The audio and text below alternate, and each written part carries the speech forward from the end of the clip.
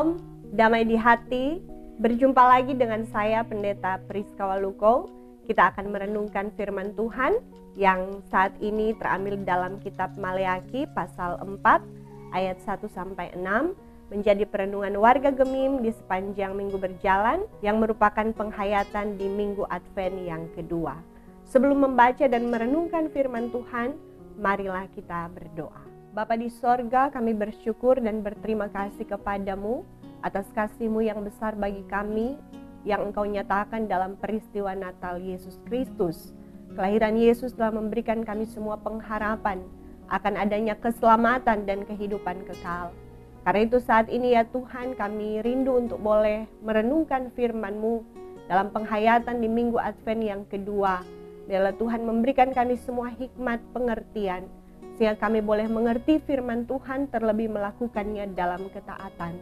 Hamba yang terutus berserah, biarlah Tuhan pakai sesuai dengan kehendak Tuhan, menjadi berkat bagi semua yang mendengarkan firman Tuhan. Di dalam nama Yesus firman kehidupan. Amin. Dengarkanlah firman Tuhan, Maleakhi 4 ayat 1-6 dalam perikop hari Tuhan.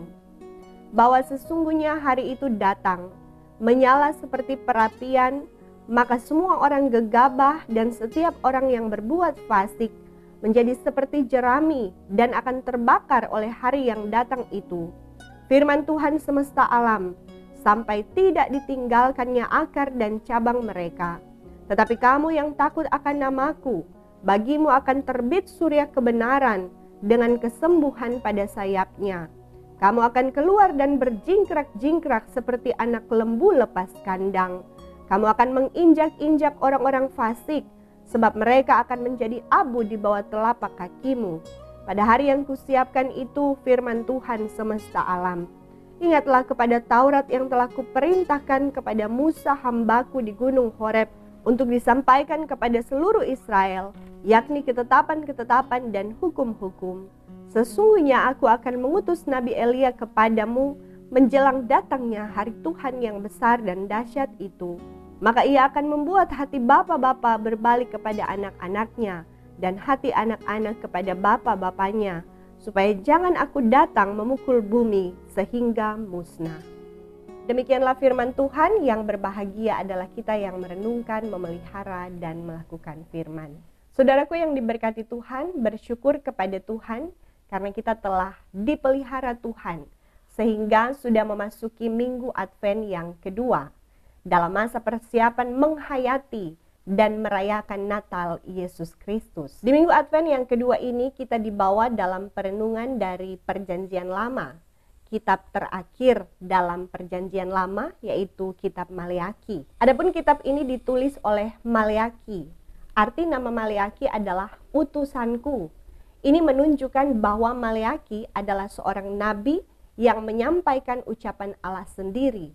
Maleakhi adalah seorang keturunan Yahudi yang melayani umat Yehuda pasca pembuangan di Babel. Maleakhi hidup dan melayani sesaman dengan Nehemia. Saudara, dari kitab Maleakhi kita melihat konteks atau keadaan yang terjadi di saat itu adalah bait suci sudah dibangun kembali dan ritual keagamaan di bait Allah telah dimulai kembali, seperti persembahan korban bakaran dan perayaan hari raya. Bahkan kitab Taurat sudah diajarkan dan diperkenalkan kembali oleh Imam Ezra. Namun Tuhan mendapati kenyataan di balik ritual keagamaan yang saat itu sedang terjadi tidak sesuai dengan kehendak Tuhan, yakni umat telah murtad atau meninggalkan Tuhan. Bahkan para imam yang adalah pemimpin umat hidup duniawi. Mereka berlaku sembrono dalam pelayanan, asal-asalan dan tidak lagi menghormati Tuhan dengan mencemarkan kekudusan bait Allah. Bahkan berani mempersembahkan korban-korban yang tidak layak atau yang cacat. Sehingga perayaan ibadah mereka tercemar. Umat akhirnya mengikuti teladan mereka yang buruk. Pada intinya, bangsa itu telah hidup jauh dari Tuhan. Umat Yehuda melakukan hal-hal ini sebagai wujud protes mereka kepada Tuhan karena harapan mereka akan kejayaan kerajaan Israel tidak terwujud. Sekalipun mereka telah kembali dari pembuangan, bahkan selesai membangun bait Allah, Tetapi kenyataannya pada saat itu mereka masih dikuasai bangsa Persia. Mereka belum berdiri sendiri. Karena itulah mereka meragukan kasih Tuhan, bahkan tidak menghormati nama Tuhan. Sebagai umat pilihan, mereka mengeluhkan cara Tuhan memperlakukan mereka, padahal mereka merasa mereka adalah umat pilihan. Saudaraku, dari 4 pasal yang ada dalam kitab Maleakhi, secara garis besar kitab ini bisa dijabarkan menjadi 3 bagian. Yang pertama, pasal 1 sampai 5 berbicara tentang Tuhan mempertanyakan kasih mereka. Yang kedua, pasal 1 ayat 6 sampai pasal 2 ayat 17 tentang Tuhan menghukum dosa mereka yang menghina namanya dan mencemarkan perjanjiannya. Dan yang ketiga, pasal 3 ayat 1 sampai pasal 4 ayat 6, Tuhan menantikan pertobatan mereka dan memberi ketetapan akan hari kedatangan Tuhan. Saudara, bacaan kita di saat ini terdapat di pasal 4 ayat 1 sampai 6. Secara umum, bacaan ini menggambarkan hari kedatangan Tuhan dan merupakan bagian dari pengharapan mesianik. Ayat 1 menunjukkan bahwa hari Tuhan akan menjadi hari penghukuman bagi semua orang yang disebut gegabah dan berbuat fasik, yang artinya orang yang penuh kesombongan dan melakukan kejahatan. Keadaan mereka pada hari itu akan seperti jerami atau rumput kering yang akan terbakar tidak tersisa, karena hari itu digambarkan seperti perapian yang menyala. Ayat 2-3 menunjukkan bahwa hari Tuhan akan menjadi hari kemenangan bagi orang benar. Adapun orang benar di sini disebut orang yang takut akan nama Tuhan. Keadaan mereka pada hari itu digambarkan akan mengalami terbitnya surya kebenaran atau terbitnya terang, yang berarti terang yang bersinar itu akan mengusir kegelapan yang selama di bumi meliputi mereka. Kegelapan di sini menunjuk pada penderitaan, penganiayaan, penindasan, dan ketidakadilan yang dialami karena kebenaran. Kalimat kesembuhan pada sayapnya di sini berarti sebuah pembalikan keadaan dari keadaan yang teralami saat di dalam dunia dengan keadaan ketika hari Tuhan tiba. Saat hari Tuhan tiba, mereka akan diliputi kedamaian dan sukacita besar. Mereka akan mengalami kebebasan, seperti saat anak lembu lepas kandang. Mereka berjingkrak-jingkrak atau bisa dikatakan melompat-lompat gembira. Pembalikan keadaan terjadi jika selama di dunia orang fasik menginjak-injak orang benar. Tetapi saat hari Tuhan datang, orang benar akan berbalik menginjak-injak orang fasik menjadi debu di telapak kakinya. Ayat 4-6 merupakan bagian penutup yang memperingatkan pentingnya Taurat Tuhan atau hukum-hukum Tuhan yang sudah Tuhan sampaikan melalui hamba-Nya Musa di Gunung Horeb. Hukum dan ketetapan dari Tuhan harus dijadikan pembimbing bagi umat, bahkan menjadi jalan kehidupan bagi mereka. Selanjutnya di bagian ini juga menunjukkan akan hadirnya utusan Tuhan, yakni Nabi Elia kepada umat menjelang datangnya hari Tuhan. Nubuat ini tergenapi kurang lebih 397 tahun kemudian melalui tampilnya Yohanes Pembaptis saat ia hadir sebagai yang mempersiapkan jalan bagi kedatangan Yesus Kristus yang pertama. Dan kita tahu bahwa ada begitu banyak orang yang bertobat dan memberi diri dibaptis oleh Yohanes Pembaptis pada saat itu. Melalui tampilnya Yohanes Pembaptis saat ia hadir sebagai yang mempersiapkan jalan bagi kedatangan Yesus Kristus yang pertama. Itu dijelaskan dalam Lukas 1 ayat 17. Dan kita tahu bahwa ada begitu banyak orang yang bertobat dan memberi diri dibaptis oleh Yohanes Pembaptis pada saat itu. Inilah yang menggenapi nubuat bahwa ia akan membuat hati bapa berbalik kepada anak-anak dan hati anak-anak kepada bapa-bapa, yang menunjuk pada pengampunan dan pertobatan, sebagaimana kisah anak yang hilang dalam Lukas 15 ayat 11-32. Dengan demikian, bagian akhir bacaan ini memberi kepastian bahwa bagi yang mau berbalik atau bertobat sebagai respon kasih Allah berupa pengampunan yang sudah Allah berikan melalui pengorbanan Kristus, tidak akan dimusnahkan pada hari Tuhan.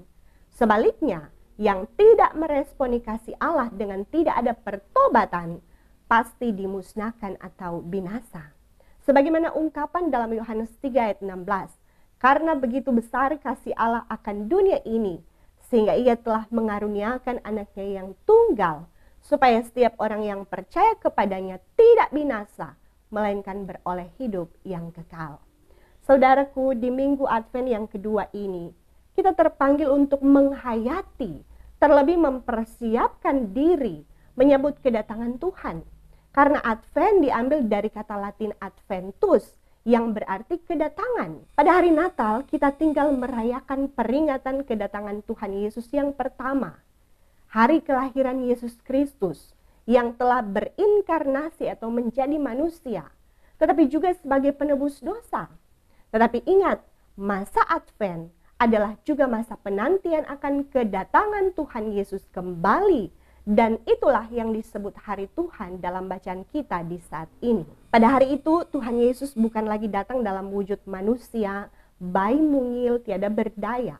Tetapi Tuhan Yesus datang sebagai hakim adil dan jaya yang menjalankan penghakiman terakhir dalam Matius 25 ayat 31-46. Ia juga datang sebagai raja yang berkuasa di bumi dan di sorga, yang kerajaannya tidak akan berakhir. Karena itu, dari bacaan ini, kita diajak untuk merenungkan beberapa hal dalam persiapan kita menyambut hari Natal Yesus Kristus, tetapi juga persiapan menyambut kedatangan Tuhan kembali yang kita tidak tahu kapan, hari, saat, dan waktunya. Yang pertama, mari sambut Natal dan hari Tuhan dengan berbenah diri.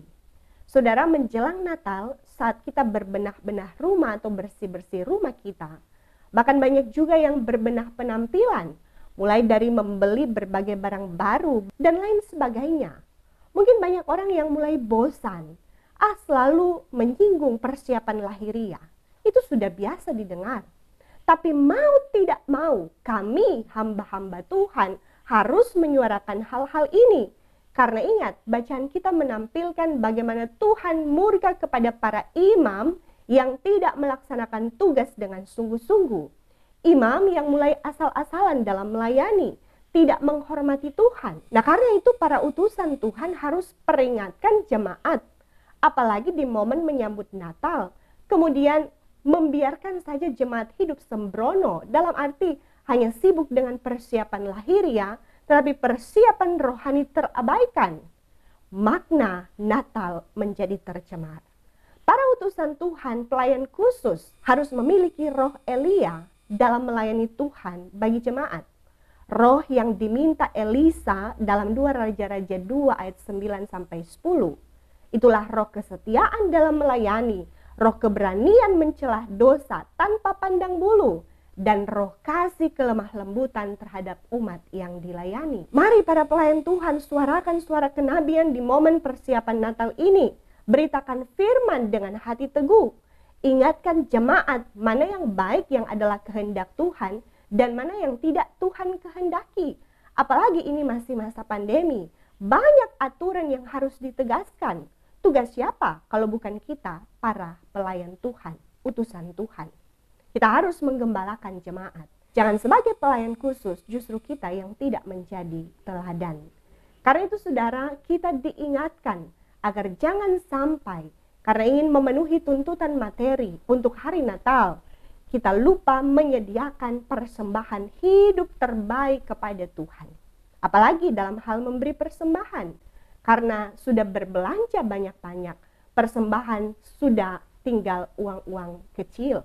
Karena uang besar sudah habis di mall atau belanja online. Saudara, kalau saudara seperti janda miskin yang memang memberi dari kekurangannya, itu menjadi persembahan terbesar bagi Tuhan. Tetapi kalau kita memiliki kelebihan, lalu kemudian kita memberi kepada Tuhan dengan hitung-hitungan, bahkan hanya memberi sedikit, tidak sesuai dengan apa yang kita terima dari Tuhan, maka tentu saja itu adalah sesuatu yang tidak Tuhan kehendaki. Orang Manado bilang itu koncudu pa Tuhan.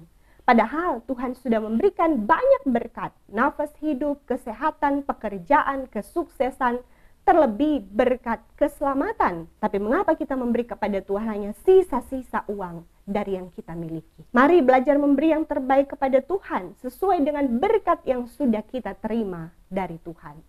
Saudara, mari sambut Natal dengan persiapkan segala sesuatu. Berbenah diri yang dimulai dari hati. Kita benahi hati kita, isi dengan kasih, sukacita, kedamaian. Dengan perbanyak waktu membaca firman Tuhan, ibadah, dan berdoa.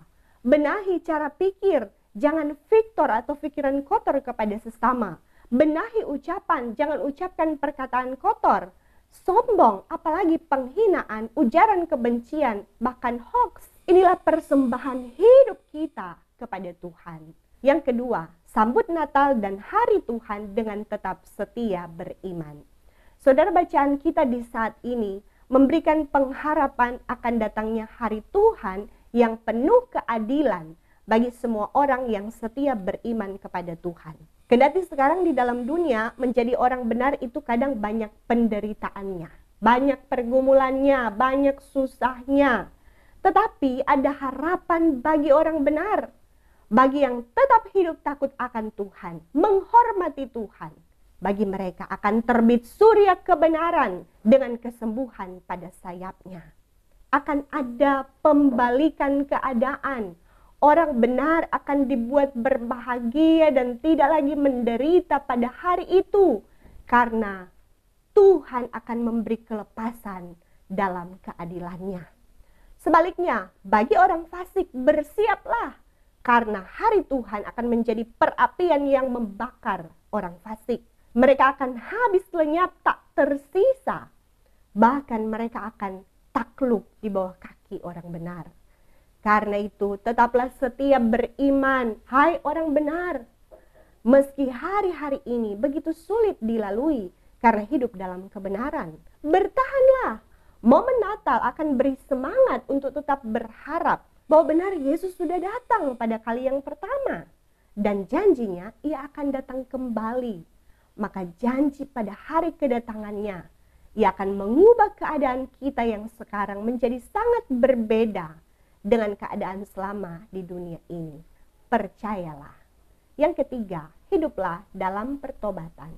Saudara, bacaan ini mengingatkan bahwa masih ada waktu selagi hari Tuhan belum datang untuk kita berbalik dari cara hidup yang sekarang masih jauh dari Tuhan, masih gemar melakukan dosa, masih hidup angkuh dan melakukan kejahatan. Mari, masih ada waktu untuk hidup dalam pertobatan. Berbaliklah kepada Tuhan, bertobatlah. Momen Natal mengingatkan akan kasih Allah yang besar, sehingga ia menyerahkan anak tunggalnya untuk menebus dosa saya dan saudara. Maka mari responi kasih Allah dengan pertobatan hidup. Allah sudah memberi pengampunannya melalui kematian Yesus Kristus. Maka mari tinggalkan dosamu dan hidup baru di dalam Kristus. Biar Kristus menguasai hidup kita agar dosa tidak lagi menguasai kita. Mulailah dengan mendengar setiap panggilan Tuhan melalui nasihat, ajakan, teguran, bahkan firman Tuhan. Nasihat, ajakan, teguran orang di sekitar yang mengasihimu. Mungkin itu istrimu, mungkin itu suamimu, anakmu, orang tuamu, sahabatmu, bahkan para pelayan Tuhan, syamas penatua, para pendeta mengajakmu beribadah, menegur kesalahanmu, menasihatimu. Dengarkanlah mereka. Bukan tidak mungkin mereka Tuhan utus untuk membuatmu sadar, saudara. Jangan keraskan hatimu. Buka hati biar Roh Kudus bekerja, mengubahkan hidupmu menjadi baru. Sebab firman Tuhan berkata, jadi barang siapa yang ada di dalam Kristus, ia adalah ciptaan baru. Yang lama sudah berlalu, sesungguhnya yang baru sudah datang. Percayalah, sehancur apapun hidupmu karena dosa, sebesar apapun dosamu, Kristus sudah mengampunimu. Engkau tidak akan dihukum. Kata siapa? Kata firman Tuhan. Roma 8 ayat 1. Demikianlah sekarang tidak ada penghukuman bagi mereka yang ada di dalam Kristus. Terpujilah Tuhan Yesus, Sang Juru Selamat, penebus dosa, Sang Putra Natal yang kita rayakan. Selamat menghayati dan memaknai Minggu Advent yang kedua dalam menyambut Natal Yesus Kristus. Amin. Terimalah berkat Tuhan. Tuhan akan menjaga keluar masukmu dari sekarang dan sampai selama-lamanya. Amin. Sampai jumpa, saudara.